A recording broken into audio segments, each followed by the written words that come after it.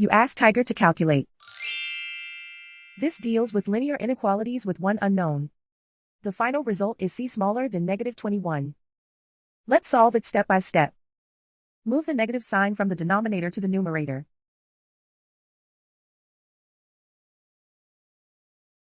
Isolate the c. Multiply both sides by 7.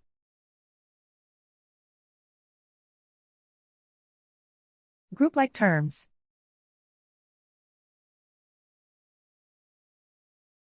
Multiply the coefficients.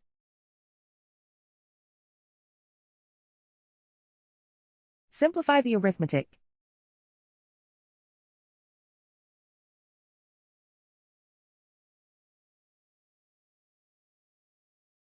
Convert the c into a positive number. Multiply both sides by -1. Whenever you multiply or divide by a negative, reverse the inequality sign.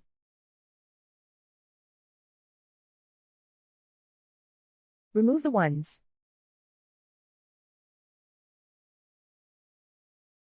Simplify the arithmetic.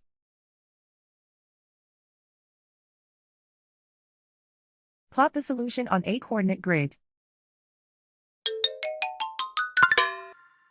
And so the final result is c smaller than -21.